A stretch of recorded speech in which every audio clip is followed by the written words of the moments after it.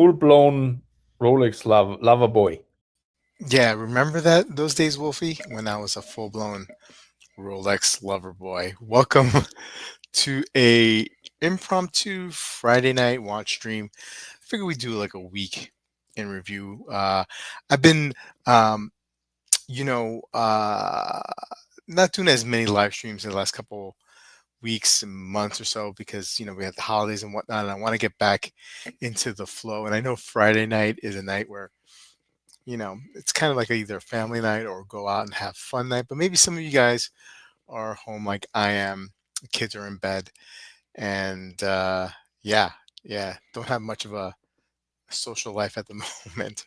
That's why I'm here talking about watches, and hopefully, I'm joined by some. I am wearing my Gorilla Fastback with a white dial limited watch. Really, really cool watch. These Gorilla watches. I don't know how long this is going to stay in the collection, just because. Um, yeah, I mean, it's cool. It's cool to have, right? Um, but you know, it is what it is. I'm trying to narrow down the collection a bit and just really focus on some pieces that are meaningful, right? I'm trying to get to that stage where I'm just not like buying anything loosey goosey, right? Willy nilly.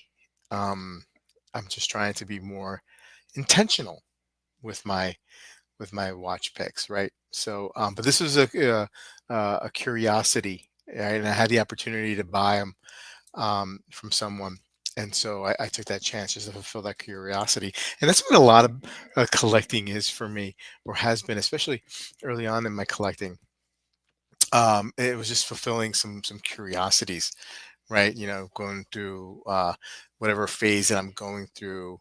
And it hopefully will get me to the point where I can just like go back to picking with intentional, being intentional with my picks, my watch collecting picks. And so let's get started, and we'll talk about some things in the past a week that some releases. I know we touched on some on Tuesday, but maybe revisit some of them that really have left a lasting impression for me earlier in the week. And then we're going to talk about some that have come out in the last couple of days. And I don't know if you noticed, but like every day I've been putting out some like a little news video in the morning, updating y'all with some of the new releases. I don't know if you guys are monochrome or Hodinkee as much as I am. I assume that you probably are, but most of you guys probably have more of a life than I do. So maybe you don't.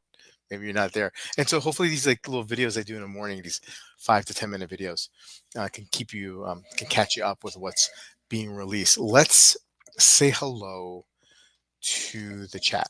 And Wolfie, Wolfie's asleep now because he's in Austria right now at the moment, and so he sent me this, and with the condition that I have to keep this up for a little bit. So so I know I give grief to Islander watches, and I know some people in the chat do, and some people don't. Some people, and I respect everybody's opinion, but I think what Wolfie is referring to is um, Dib had put up a picture of a new Islander release, and it's like a tonneau shape kind of, and it it reminds me of some of these vintage Longines. I mean, a lot of brands have done this look. Let's just bring it up. Um, it's not a terror. I mean, like, let's see here. He did put out a video of it. Let's see if he has it on his webpage. Let's take a look together, shall we? Um, I sent an invitation for Div this evening. I don't know if he's gonna come on, but let's take a look here. Yeah, I don't know if he has it on his site. Uh, let's see here. because I don't want to start talking about it and not be able to show it to you guys. So hopefully I can wrap this up. Here we go. Yeah, here we go. Here we go. Yeah, the Astoria. Another. That's Queens, though. Astoria, Queens. It's not really Long Island.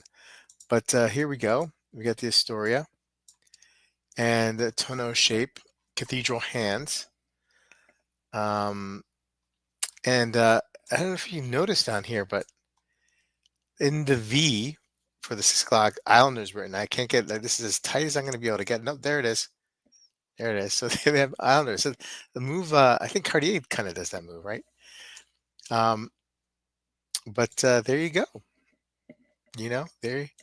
Well, there you go. I'm guessing you're not able to see what I'm. Hold on one second. It opened up in a new page. Sorry, I just realized that you guys are. Yeah, so it's like opening up into a new page. Anyway, there you go. You see the Islander right there. 329. No discount here though. No discount. It's straight up 329. Okay. Okay. Enough, Wolfgang. Enough. I'm gonna take it down.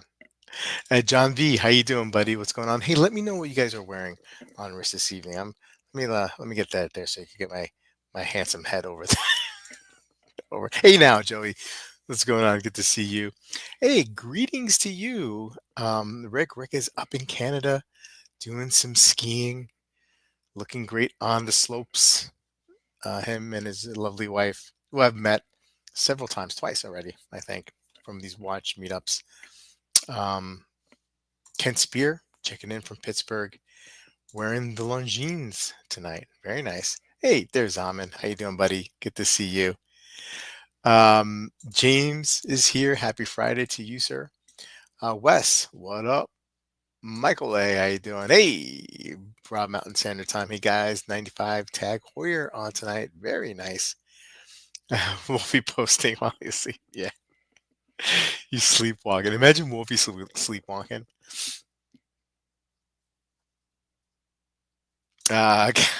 Caliber. How you doing, Caliber? Good to see you. Dib posted Islanders. He's a big fan. He really is. He really is. Joey B wearing the Zulu tonight. James wearing the Seiko Grand Courts. Johnny V wearing the Boulevard 96B220. Little people. Some great watches out there. Some great watches. Anyway, let's talk a little bit. Let's get off the Islander topic, and let's talk a little bit about what's going on with the Swiss watch industry. And so a couple of these articles have come up. Today was more of a the Federation of the Swiss watch industry. Exports are down of Swiss watches 3% to 25.9 billion Swiss francs. Consolidation after a robust growth and record year of 22, 23, 22 and 23. I mean, look, those years, as we know, were aberrations, right? They were crazy, you know. I mean, we saw that in the high-end luxury space there within the watch market. I mean, watches going over retail, Rolex going over retail, just bananas, right? So we see here that the statistics from the 2024 December ended the year on a negative note as exports were down 5.4% for the year as a whole. And I think they're talking about volume here. Swiss watch industry exports recorded a decrease of 2.8 compared to of 2.8 compared to 2023. The trend was particularly affected by the Chinese market, with a significant decline in exports weighed by economic uncertainties and changing consumers. A couple of things that I found very interesting here.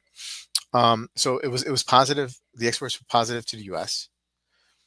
Also positive to Japan, 7.8%. And I know Japan economically has had a rough time, and its currency has been, it's been the value has been dropping compared to the dollar.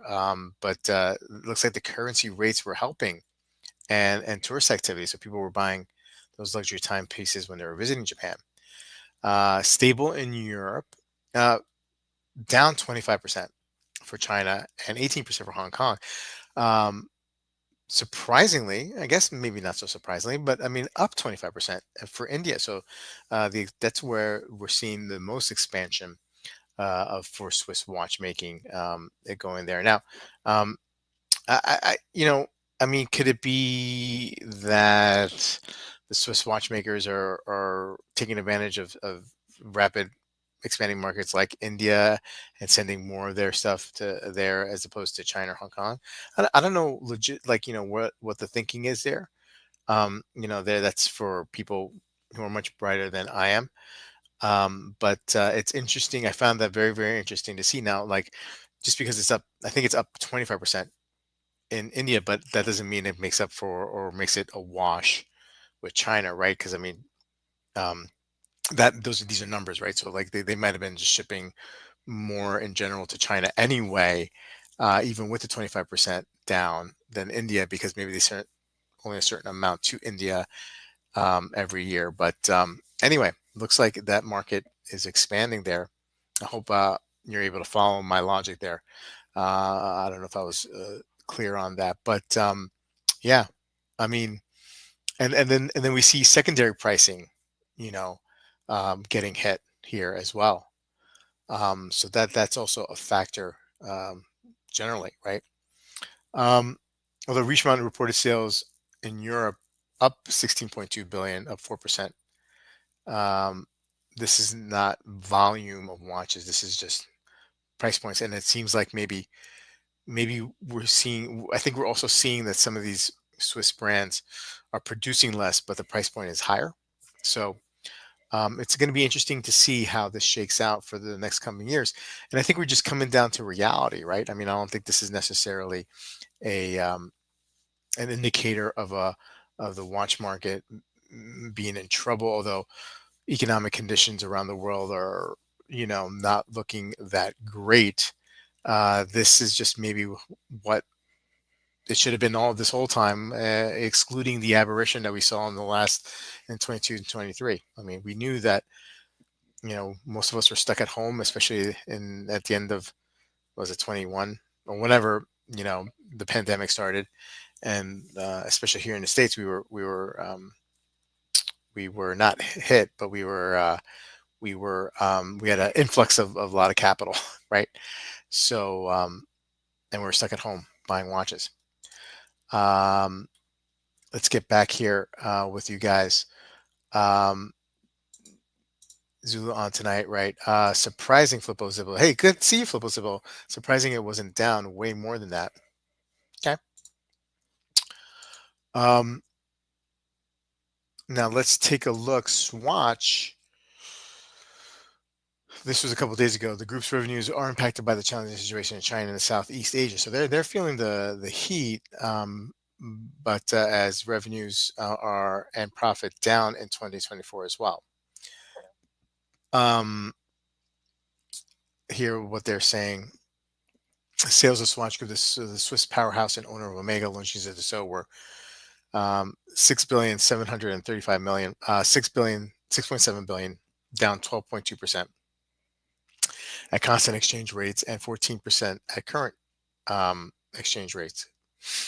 The operating profit of 304 million versus over a billion in 2023. Yeah, so Swatch is feeling it as well.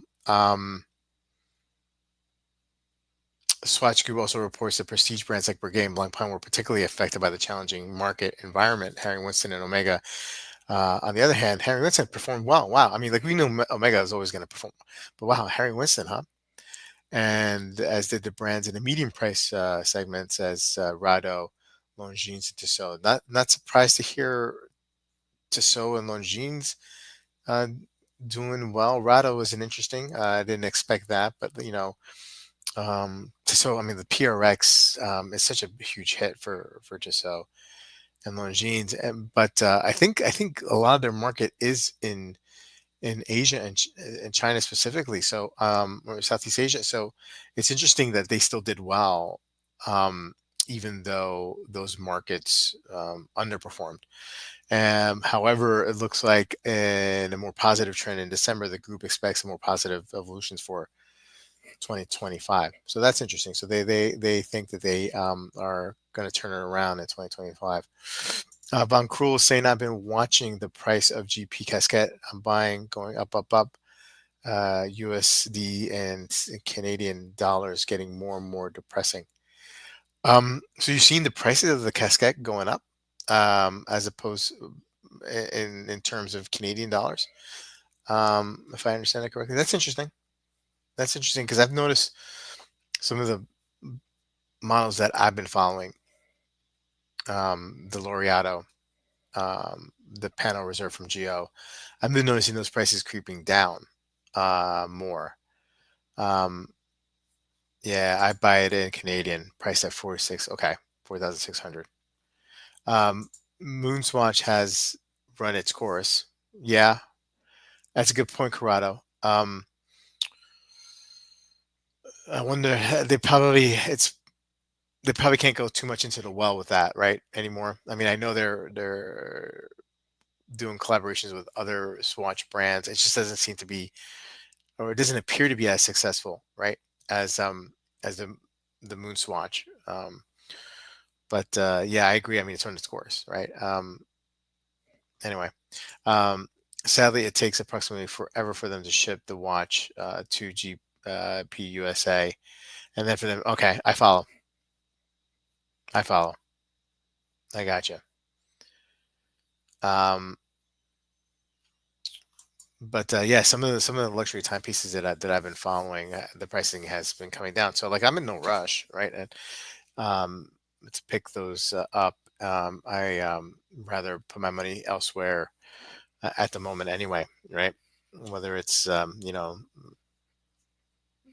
the house or paying down debt or you know buying Bitcoin or something like that, right?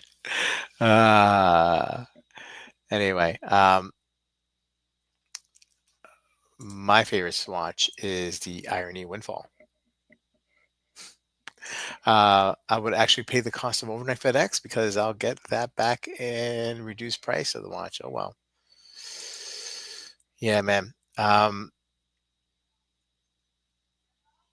Yeah, I feel bad for you guys up in Canada because I know, like, first of all, um, the currency is not in great shape, and and then it's like almost, you're almost like, you're right next to the United States. All the watches are there. Um, have you seen how people are putting the moon swatch movements into stainless steel mounted case? Kind of cool. That's interesting. That's interesting. Um, wow. I haven't seen that, Rob. That is very, very interesting. Hey, let's take a look at some of the releases that have come out in the last couple of days since the last stream. Um, this one was like a interesting collab, right?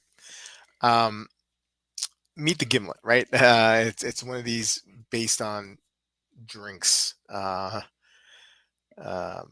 Collaboration between Fears and Studio Underdog. And Studio Underdog is a very eccentric type brand. They're famous for their pizza watch and watermelon and interesting dial work. And they recently, well, not recently, but a few months back, they had a collaboration with Moser, which was interesting, right? They teamed up with Moser.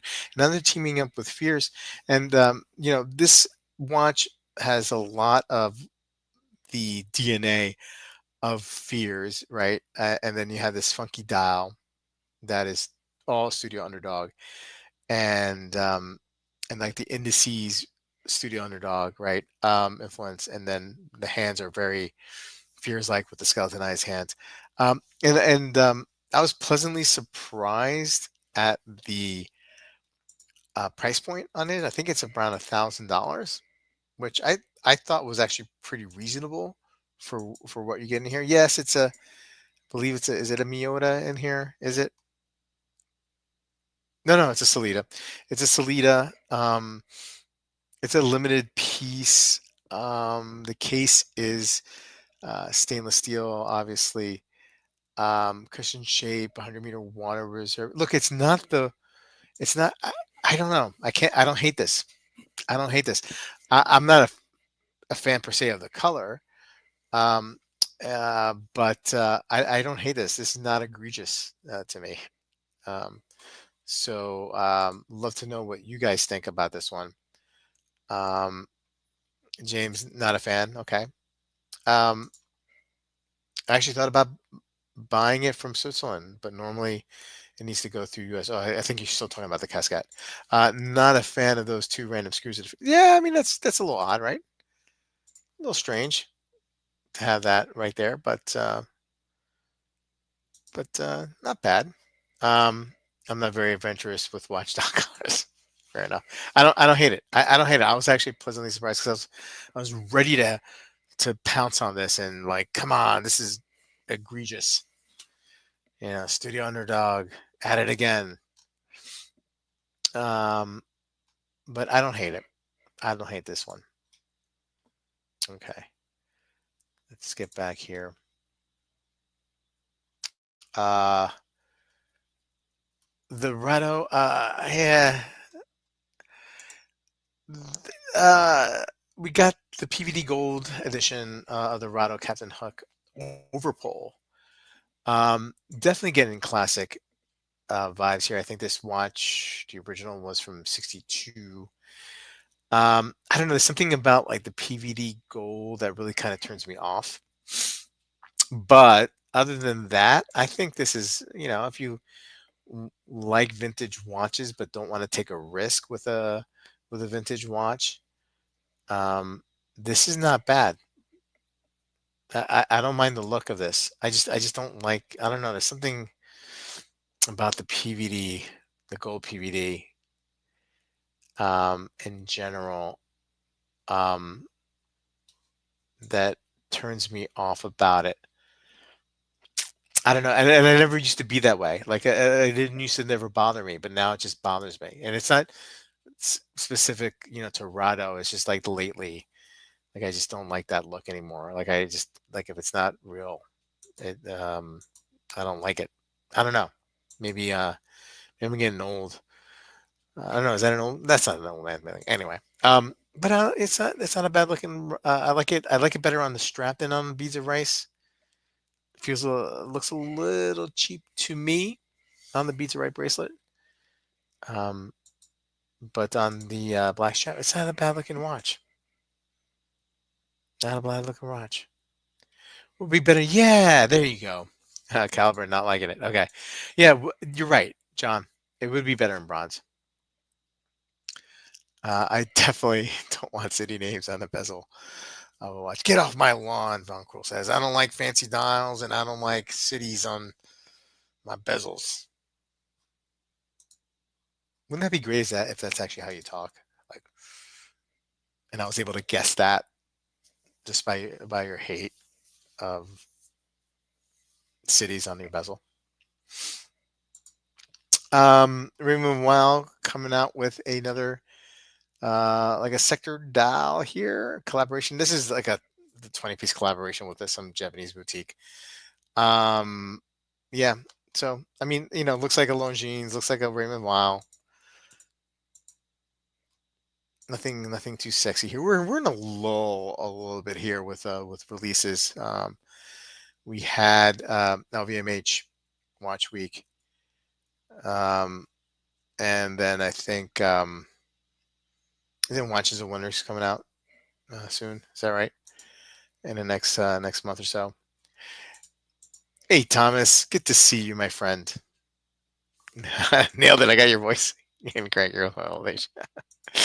Oh man, that's awesome. That's awesome. Okay, let's take a look at a couple more pieces before we wrap it up in an evening, and I give you guys some of your Friday night. Um, the Citizen's been out for a while. Oh yeah, Grand Seiko. Um, it looks like if I recall from this article,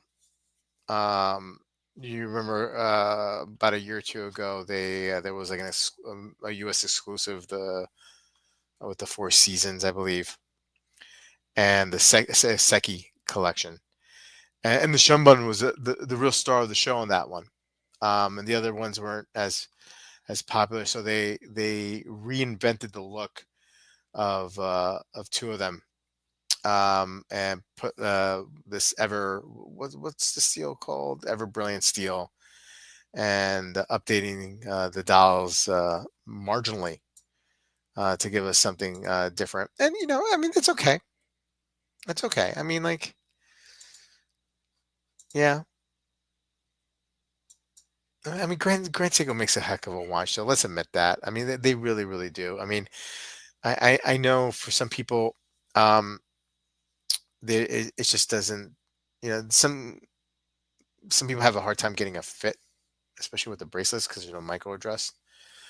Um, some people just like to hate on Grand Seiko because of the Grand Seiko fans can get a little bit overboard. But I own the Sea of Clouds, and that was such a great watch. And you know, I I I would own a I'll own a Grand Seiko again. Um, that GS case is just a heck of I mean, that whole thing is polished so nicely, but it's just almost like, oh man, didn't want to wear it because I just didn't want to. I thought that was such a great feature of that watch, that it was just like polished to mirror. Like the skill is like just unbelievable, and I just didn't want to like ruin it. So maybe I'll stay away from a fully polished GS, but they do make a heck of a watch, and their dials are so beautiful. Um, and they have iconic movement with the spring drive, um, and then they have the high beat as you see here. Just great movements, just great. I mean, the indices are polished. I mean, like, it's just, I don't know, man. I mean, love to have one. Love to have one in a collection again. Too much polishing, right? Makes me a little nervous. Uh, BNS, the GS just keeps putting out great dials after great dials that people are almost numb by. Well, yeah, yeah, and I think it's just the amount of releases BS, because it just feels like their catalog is just like immense and confusing, and they don't really like retire models much. Although they did here, but they're replacing it with two. You know what I mean? Um, so yeah, it just like feels like they're inventing, like, seasons, or like shades of forests to come up with dials. But they're beautiful. It's just like, it's like, oh great, this is a dial to match the color of the red oak in October. It's like, oh, here we go again. Um, I'm more keen on below the smooth sweeping HAQ, not as smooth as spring drive, but so accurate and smoother than almost any other mechanical. You are buying one watch, not the entire catalog. It doesn't bother me. Yeah, all right, fair enough, sir. It's just like it's just fatigue, James. It's just fatigue. When they make announcements, it's like so many, and they all feel like they're similar. I mean, the dials are beautiful. Sometimes the releases just feel like they're all like kind of like the same, um, but different. It's a lack of adjustable bracelet that hurts GS. Yeah, I know. I know some people have that complaint. Some people have that complaint. The Sea of Clouds was on a was that I put it on a strap. Did it come in a bracelet? I don't know if Amin's still awake and he's on. He had a Sea of Clouds. Did that come in a bracelet? Joey B, I sold mine Sea of Clouds to you, I think. Did I have a bracelet? I forget. I forget. I don't think I had an issue with the bracelet. If it came with a bracelet. Hey, Jason, what's up? Good to see you. Good to see you, my friend. Okay, let's take a look at one more, and then we'll call it a night. My son's birthday is tomorrow, so yeah, yeah. All right, I gushed way too much over the Mozart last time. But I think that's it. Um, we can end up we can end it on this note here. The rallying the troops in support of the LA firefighters with the unique William Wood USA Fire Exit Watch auction for charity, the one of a kind piece to support the brave firefighter men and women battling the LA fires. I know nothing about this piece. So they're going to auction this off. Okay. Yeah. Hey, look, I'm up for any which way we can help out um, our first responders or any responders, right? Um, so if you're inclined to make a bid, make a bid for this one.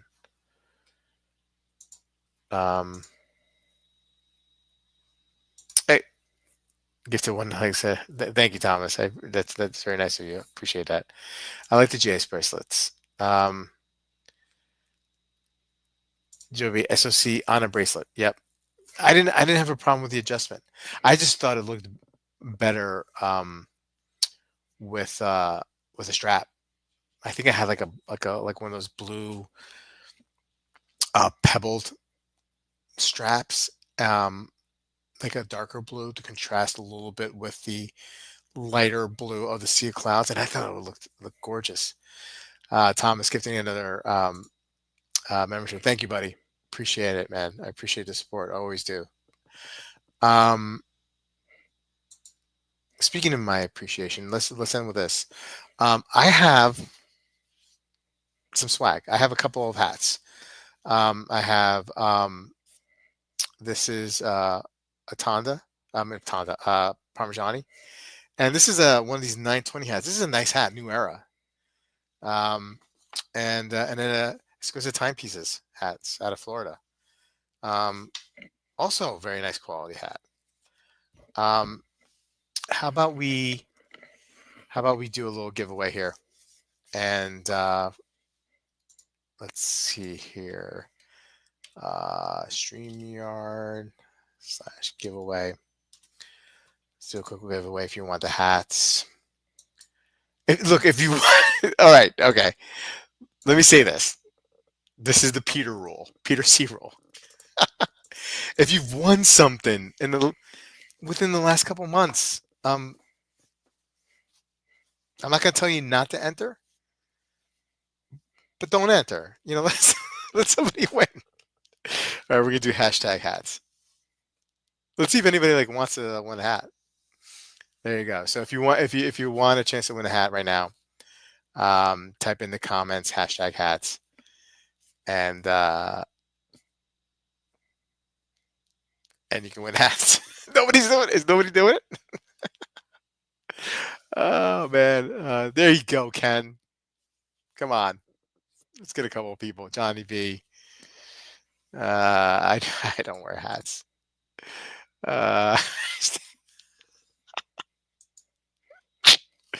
Robert. I hope time. Yeah, Steve. I feel like I have to Nick. I'm not giving away Luca. Hey, look, if somebody donated a new car to the channel, then we'll give it away. All right.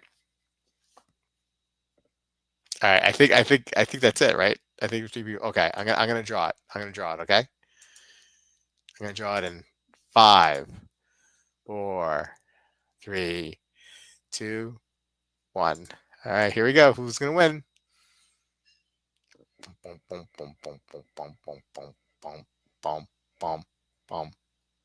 Ken, all the way from Pittsburgh. Oh, BS, you got there in last. You didn't get there in time. Congratulations, Ken. I'm glad. Yeah, awesome. Awesome. Email me. Here, I think that's where you can email me. I'm gonna throw in something else in there besides the hats for you. Okay, I'll find something there for you, Ken. But hey, Ken has been around. Um, so showing up for streams for years now, for years. And I so appreciate that, and I appreciate everyone here that's on the chat on a Friday night. And hey, look, I'll see you guys on Tuesday. Enjoy your weekend. Have fun. Go out, have a cup of coffee with someone that you know, and just enjoy, people, right? Ah, thanks, James. Thanks, buddy. Okay, man. So everyone, have a good night. I'll see you guys on Tuesday. Take care.